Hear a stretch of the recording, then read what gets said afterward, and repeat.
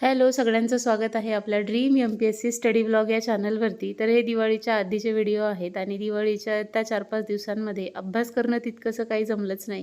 कारण इतकी कामं होते आमच्या घरी, की आम्हाला कुठलेही दुसरे कामं करायला वेळच भेटला नाही. आणि थोडंफार फक्त व्हिडिओ मी ऐकले, पण तेही काही एवढं कॉन्सन्ट्रेशन होत नाही. तर हे दिवाळीच्या दिवसातले रांगोळी, जे सगळे काही आपण घरी करतो, ते सगळ्या गोष्टींमध्येच खूप वेळ गेला.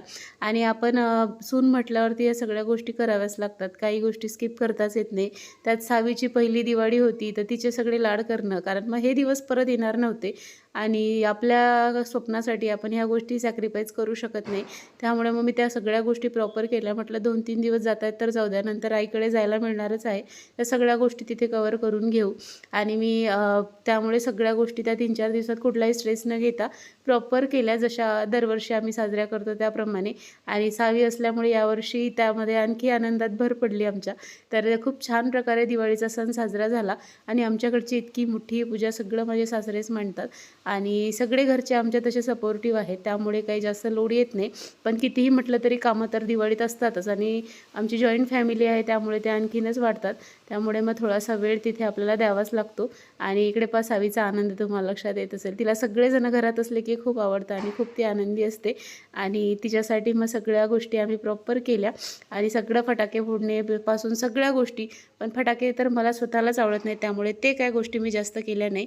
तर खूप छान प्रकारे आमची दिवाळी तर साजरी झाली. पण मला वाटतं प्रत्येक ॲस्पिरंटचं असंच होत असेल. आपण वरून जरी हसत असलो तरी डोक्यात पूर्ण परीक्षेचाच विचार चालू होता आणि कधी वाचायला भेटते, कसं होईल, 15 दिवस उरलेत, अभ्यास होणार की नाही, ह्या सगळ्या गोष्टी घुमत होत्या. त्यामुळे प्रॉपर आनंद आपल्याला घेताच येत नाही.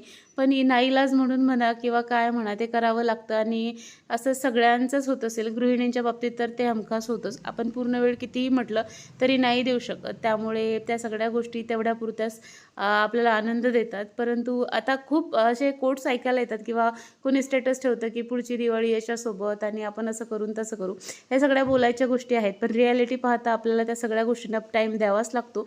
मग तुम्ही या सगळ्या गोष्टीमध्ये स्ट्रेस न घेता पुढे आपल्याला कसं मॅनेज करता येईल याच्यावरती कॉन्सन्ट्रेट करा. कारण शेवटी कसं आहे, आयुष्य आहे आणि आयुष्यात आजची आणि उद्याची काही शाश्वती नाही आहे. त्यामुळे मग जे काही आहे ते जगून घेण्याचा प्रयत्न करा.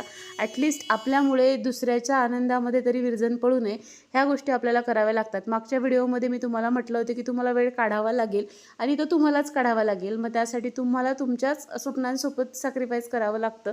मग ते तुम्ही कसं करायचं ते तुम्ही पाहायला पाहिजे. शेवटी आपल्याला आपला अभ्यास आपल्यासाठी करायचा असतो. नोकरीही आपण आपल्यासाठी करत असतो. जरी त्यामधून कुटुंबाला काहीतरी फायदा मिळत असतो, परंतु ते शेवटी आपण आपल्यासाठीच करत असतो. सो आता इथे भाऊबीजसाठी मी आईकडे आलेली आहे आणि आईकडचे ब्लॉग तुम्ही याआधीसुद्धा पाहिलेले असतील. तर हे आहे माझ्या आईचं घर आणि आईकडे माझी आई, बाबा, भाऊ आणि त्याची मुलगी असते आणि आम्ही तिघंजणं आलेलो आहोत. परंतु सखी तिच्या मामाकडे गेली आहे, त्यामुळे आता ते दोघंजणं तिकडे गेले आहेत. त्यामुळे आई, बाबा, भाऊ, आम्ही तिघंजणं, ते तिघंजणं आणि आम्ही तिघंजणं असे 6 जणं झालेले आहेत. सो शेवटी आई एकटी असते, मग आपल्याला पूर्णच काम आई करते ते बघूनही छान वाटत नाही. त्यामुळे मग आईकडे गेलो तरी आपण काही ना काही आईला हेल्प करायची. तुम्हीसुद्धा तिकडे गेला असाल तर आपल्याला सासर एवढं काम तर नसतंच, मग ते जेवढं असेल तेवढं करायचं, जेणेकरून आईलाही थोडीशी हेल्प होईल. पण माझी आई काही जास्त काम करू देत नाही. आईचं सगळा स्वयंपाक वगैरे खूप फास्ट काम असतं आईचं आणि त्याच सगळ्या मल्टीटास्किंगचे स्किल मी शिकलेली आहे. लहानपणापासून तिचं पाहत आहे. मला अनेक जणी विचारतात की तू इतकं सगळं मॅनेज कसं करते, तर ते सगळं आईमुळे आहे. हॅलो, सगळ्यांचं स्वागत आहे आपल्या ड्रीम एम-पी-एस-सी स्टडी ब्लॉग या चॅनलवरती. तर आजची 25 तारीख आहे आणि तुम्हाला माहिती आहे, शॉर्ट व्हिडिओवर तुम्ही पाहिलं असेल की मी आईकडे आलेली आहे. 2 दिवस झालेत आणि कालचा पूर्ण दिवस तर इतका म्हणजे थकवा आल्यासारखं झालं होतं. तर मी रेस्ट केली कालचा पूर्ण दिवस आणि आता आजपासून स्टार्ट करते. आज इकॉनॉमिक्स करायची आहे. तशी काल मी शॉर्ट नोट्स वाचली, पॉलिटीची रिव्हिजन करायची होती तर ते वाचली. परंतु इकॉनॉमिक्स आज मला करायचं आहे आणि 6 तासांचं टार्गेट ठेवलं आहे. तर पाहूया 6 तासांचं माझं टार्गेट कंप्लीट होतं की नाही. तर इकॉनॉमिक्सचे किरण देसले सरांचे यूट्यूबवरचे जे व्हिडिओज आहेत ते मी आधी केलेले आहेत आणि राज्यसेवेसाठी ते महत्त्वाचे आहेत. तर ते फास्ट मी रिवाईज करून घेते आणि मग राहिलेले टॉपिक नंतर करते. सो स्टार्ट करूया. हे व्हिडिओज जे आहेत ते करायचे आहेत आणि याच्या मी अशा नोट्ससुद्धा काढून ठेवलेल्या आहेत. तर हे आम्ही फक्त एक ओव्हरलुक करणार आहे, पाहून घेणार आहे आणि हे सगळं काही मला आज 6 तासात करायचं आहे. सो मी तुमच्यासोबत आज टायमिंग सकट सगळं शेअर करेल की खरंच माझा 6 तास अभ्यास होतो आहे का. तर ओके. सो पहिल्यांदा तर आपण या टॅबवरतीच मी टायमर लावते जेणेकरून तुम्हाला दिसेल. तर बरेच जण मग नंतर विचारतात, तर हे जायंट स्टॉपवॉच नावाचं ॲप आहे आणि याच्यावरती आपण आपला स्टडी टाईम काउंट करू शकतो. सो मी आता इथे स्टार्ट केला आहे आणि मी आता हा व्हिडिओ जो आहे तो स्टार्ट करणार आहे. दारिद्र्य टॉपिकवरती आहे आणि व्यवस्थित सरांनी सगळे टॉपिकमधले पॉईंट घेतलेले आहेत. सो हे आपल्याला करायचं आहे. सो चला स्टार्ट करूया. तर 15 तारखेला 8 महिने पूर्ण झाले तिला आणि आता 9वं लागलं आहे. सो तिचा फोटोशूट बाकी होता. तर मग आईने आणि मी मिळून फोटोशूट केला. ही सगळी तयारी माझ्या आईने केलेली आहे आणि मी फक्त तिला रेडी केलं आणि तिला तिथे बसवलं. आता थोडीफार ती बसायला लागलेली आहे. सो तिचा 9व्या महिन्याचा म्हणजे 9वा महिना स्टार्ट झाला. सो 8व्या महिन्याचा फोटोशूट बाकी होता. आता शेवटी 3च महिने उरले आहेत आणि तिचे मी पहिल्या मंथपासूनचे फोटो काढलेले आहेत. सो म्हटलं या महिन्याचा स्किप झाला होता ते कामामुळे दिवाळीचा, पण तो शेवटी मी आज करून घेतला.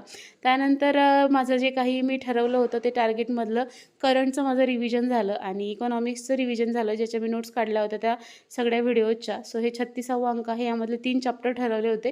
सो 3 चॅप्टरचं रिव्हिजन आता खूपदा वाचून झालं आहे हा 36वा अंक, त्यामुळे ते एवढा काही वेळ झाला लागत नाही आणि कुठल्या गोष्टी फोकस करायच्या हेही लक्षात येतं ते वाचता वाचता आपल्याला. त्यामुळे मग ते रिव्हिजन मी केलं आणि जे आपल्या इकॉनॉमिक्सचे व्हिडिओज मी तुम्हाला सांगितले होते किरण देसले सरांचे, खूप जुने ते व्हिडिओ आहेत पण तितकेच महत्त्वपूर्ण आहेत.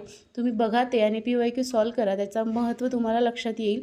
ते व्हिडिओज मी याआधी पूर्ण केलेले आहेत, त्यामुळे आता त्याच्यामध्ये काही जास्त वेळ लागत नाही आणि हे व्हिडिओज जे आहेत ते मी आज जास्त न ऐकता ते जे नोट्स काढल्या होत्या त्याच्यावरून, तर त्याच नोट्स मी वाचलेल्या आहेत. आणि इथे हा जो व्हिडिओ आहे ना तुम्हाला समोर दिसतोय तो माझाच व्हिडिओ आहे. सकाळी मी अपलोड केला होता. कंबाईनचं जे काही आपलं 21,000चं पुस्तक आहे ते कसं वापरायचं, तर आपल्या ड्रीम MPSC चॅनलवरती ते आहे. तर तुम्ही तिथे जाऊन तो व्हिडिओ चेक करा. तुम्हाला त्यामधून खूप छान माहिती मिळेल. जर तुम्ही कंबाईनची तयारी करत असाल ना तर मस्ट तुम्ही ते एकदा जाऊन बघाच, कारण राज्यसेवेसाठी तितकासा वेळ नाही आहे, परंतु कंबाईनसाठी मात्र आपल्याकडे वेळ आहे. सो ते करा आणि हे इकॉनॉमिक्सचे व्हिडिओसुद्धा करा जेणेकरून तुम्हाला फायदा होईल त्याचा. आणि राज्यसेवेसाठी तर महत्त्वाचेच आहेत. राज्यसेवेसाठीचेच ते व्हिडिओ आहेत. त्याच्या मी ऑलरेडी नोट्स काढल्या होत्या सरांनी जे काही व्हिडिओमध्ये सांगितलेलं आहे त्याच्या, तर त्याच मी रिवाईज केल्या आणि मग त्यावरूनच माझं आजचं जे काही इकॉनॉमिक्सचं टार्गेट होतं तर तेवढेच व्हिडिओ मी करणार आहे इकॉनॉमिक्सच्या बाबतीत आणि PYQ करणार आहे बस. त्याच्यापेक्षा जास्त मी मागेही केलं नव्हतं आणि आताही मी त्यामध्ये ॲड केलं नाही, कारण मला वेळच नाही मिळाला जास्त करण्यासाठी.